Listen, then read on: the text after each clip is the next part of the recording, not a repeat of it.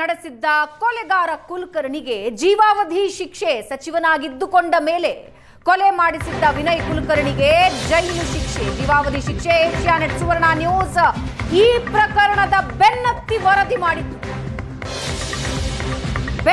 ವರದಿ ಮಾಡಿದ್ದ ಕೇಸ್ನಲ್ಲಿ ನ್ಯಾಯದಾನ ಆಗಿದೆ.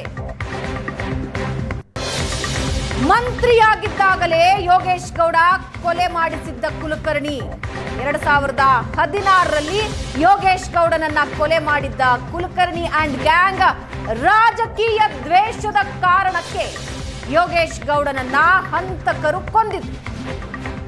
ಅದರ ಪ್ಲಾನಿಂಗ್ ಆಗಿದ್ದು ಅಂದಿನ ಸಚಿವರಾಗಿದ್ದ ವಿನಯ್ ಕುಲಕರ್ಣಿ ಸಮ್ಮುಖದಲ್ಲಿ.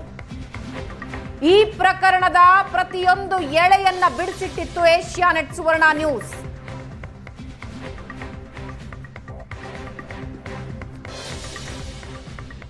ಈ ಪ್ರಕರಣದ ನಿರಂತರ ಹೋರಾಟ ಮಾಡಿದ್ದ ಬಸವರಾಜ್ ಕೊರವರ ಅವರು ನಮ್ಮ ಜೊತೆ ಲೈವ್ ನಲ್ಲಿ ಜಾಯ್ನ್ ಆಗ್ತಾ ಇದ್ದಾರೆ. ಬಸವರಾಜ್ ಕೊರವರ ಅವರೇ, ಮೊನ್ನೆ ಏಷ್ಯಾನೆಟ್ ಸುವರ್ಣ ನ್ಯೂಸ್ ನಲ್ಲಿ ನೀವು ಮಾತನಾಡ್ತಾ ಕಠಿಣಾತಿ ಕಠಿಣ ಶಿಕ್ಷೆಯಾಗಬೇಕು ಅಂತ, ಯಾವಾಗ ಅಪರಾಧಿಗಳು ಅಂತ ತೀರ್ಪು ಪ್ರಕಟ ಆಯಿತು ನೀವು ಗದ್ಗದಿತರಾದ್ರಿ. ಆ ಹೋರಾಟ, ಆ ನೋವು, ಆ ಬೆದರಿಕೆ ಕರೆಗಳು ಎಲ್ಲದರ ನಡುವೆ ನ್ಯಾಯ ಸಿಕ್ಕಿತ್ತು. ಆ ನಿಮಿಷಕ್ಕೆ ನೀವು ಗದ್ಗದಿತರಾದ್ರಿ. ಇವತ್ತು ಶಿಕ್ಷೆ ಪ್ರಮಾಣ ಪ್ರಕಟ ಆಗಿದೆ ಸರ್. ಮೇಡಮ್, ಇದು ಒಂದು ಐತಿಹಾಸಿಕ ತೀರ್ಪು ಅಂತ ನಾನು ಹೇಳ್ತೀನಿ. ಇಂತಹ ಒಂದು ಪ್ರಕರಣ 313 ಸ್ಟೇಟ್ಮೆಂಟ್ಗೆ ಹೋದ ಮೇಲೆ ಇಂತಹ ಒಂದು ಪ್ರಕರಣ ದೇಶದ ಕಾನೂನಿನ ಇತಿಹಾಸದಲ್ಲಿ ಈ ಹಿಂದೆ ಎಂದೂ ಕೂಡ ಆಗಿಲ್ಲ. 313 ಸ್ಟೇಟ್ಮೆಂಟ್ಗೆ ಹೋದಂತಹ ಒಂದು ಪ್ರಕರಣ ಸಿಬಿಐಗೆ ಹೋಗಿ ಸಿಬಿಐದವರು ಒಂದು ಚೆನ್ನಾಗಿ ತನಿಖೆಯನ್ನು ಮಾಡಿ ಎಲ್ಲ ನೈಜ ಆರೋಪಿಗಳನ್ನು ತೆಗೆದುಕೊಂಡು ಬಂದು ಕೋರ್ಟ್ ಮುಂದೆ ನಿಲ್ಲಿಸಿ ಆ ಕೋರ್ಟ್ನಲ್ಲಿ ವಿಚಾರಣೆ ವಾದಗಳು ಎಲ್ಲ ನಡೆದಾದ ಮೇಲೆ ಇವತ್ತು ನ್ಯಾಯಾಲಯ ಮೊನ್ನೆ ಅವರನ್ನ ತಪ್ಪಿತಸ್ಥರು, ಅವರು ಅಪರಾಧಿಗಳು ಅಂತ ಹೇಳಿತ್ತು. ಇವತ್ತು 17 ಜನರಿಗೆ ಶಿಕ್ಷೆ ಆಗಿದೆ. ಈ ಶಿಕ್ಷೆ ಆಗಿದ್ದರಿಂದ ನಾನು ಇಷ್ಟು ಹೇಳಕ್ ಬಯಸ್ತೀನಿ, ನಾನು ಬಹಳ ಸಂತೋಷವಾಗಿಯೂ ಇಲ್ಲ, ದುಃಖದಲ್ಲೂ ಇಲ್ಲ. ಆದರೆ ನನಗೆ ಹೆಮ್ಮೆ ಆಗ್ತಾ ಇದೆ. ಇಂತಹ ಒಂದು ಐತಿಹಾಸಿಕ ತೀರ್ಪು ಬಂದಂತಹ ಪ್ರಕರಣಕ್ಕೆ ನ್ಯಾಯ ಕೊಡಿಸುವ ದಿಟ್ಟಿನಲ್ಲಿ ನಾನು ಕೂಡ ಒಬ್ಬ ಹೋರಾಟಗಾರನಾಗಿ ಭಾಗಿಯಾದೆ ಅನ್ನುವಂಥ ಹೆಮ್ಮೆ ನನಗಿದೆ ಮೇಡಮ್. ಯೋಗೇಶ್ ಗೌಡ ಕುಟುಂಬಕ್ಕೆ ಮಾತ್ರ ಅಲ್ಲ, ಯಾರ್ಯಾರು ಈ ಕೇಸ್ನ ಪರವಾಗಿ ಹೋರಾಟ ಮಾಡಿದ್ರೋ ಎಲ್ಲರೂ ಜೀವ ಬೆದರಿಕೆಯನ್ನು ಎದುರಿಸಿದ್ರು. ಸಾಕ್ಷ್ಯನಾಶದ ಒತ್ತಡ ಇತ್ತು, ಸಾಕ್ಷಿಗಳ ಮೇಲೆ ಪ್ರಭಾವ ಇತ್ತು. 10 ವರ್ಷದ ಹೋರಾಟ ಸರ್, 10 ವರ್ಷಗಳ ನಿರಂತರ ಹೋರಾಟ, ನಿರಂತರ ಕಿರುಕುಳಗಳು ಎಲ್ಲಾನು ಅನುಭವಿಸಿ ಹಿಂಗಿದ್ದೊಂದು ಐತಿಹಾಸಿಕ ತೀರ್ಪು ಬಂದಾಗ ನಮಗೆ ನ್ಯಾಯಾಲಯದ ಮೇಲಿನ ಗೌರವ ಮತ್ತಷ್ಟು ಹೆಚ್ಚಾಗತ್ತೆ, ನಂಬಿಕೆ ಮತ್ತಷ್ಟು ಹೆಚ್ಚಾಗತ್ತೆ, ಸಮಾಜಕ್ಕೆ ಒಂದು ದೊಡ್ಡ ಮೆಸೇಜ್ ಪಾಸ್ ಆಗತ್ತೆ. ಅಧಿಕಾರ ಎಂಥದ್ದೇ ಇರಲಿ, ಪವರ್ ಎಂಥದ್ದೇ ಇರಲಿ, ನ್ಯಾಯಾಲಯದ ಕಟಕಟೆಗೆ ಹೋದ್ರೆ ಎಲ್ಲರಿಗೂ ನ್ಯಾಯ ಸಿಗುತ್ತೆ ಅಂತ. ಡೆಫಿನೆಟ್ಲಿ ಮೇಡಮ್, ಕಾನೂನಿಗಿಂತ ದೊಡ್ಡವರು ಯಾರೂ ಇಲ್ಲ ಈ ದೇಶದಲ್ಲಿ. ಕಾನೂನೇ ದೊಡ್ಡದು, ಈ ದೇಶದ ಸಂವಿಧಾನ ದೊಡ್ಡದು.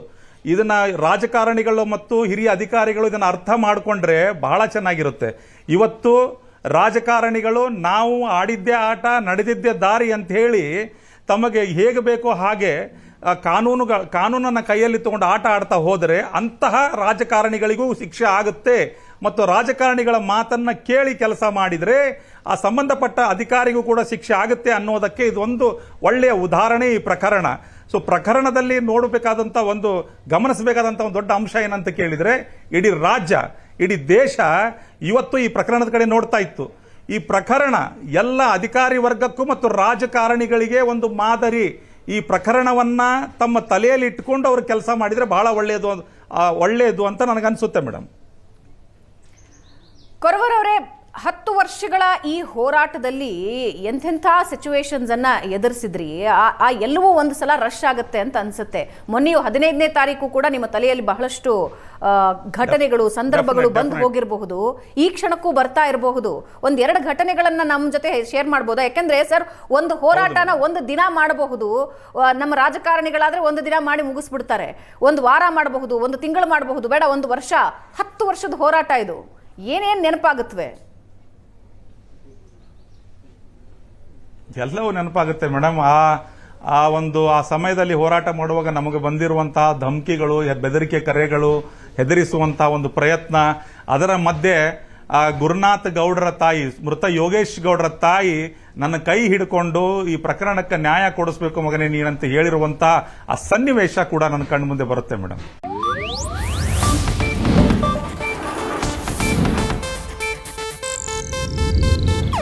ಇದು ಏಷ್ಯಾನೆಟ್ ನ್ಯೂಸ್ ನೆಟ್ವರ್ಕ್ ಪ್ರಸ್ತುತಿ.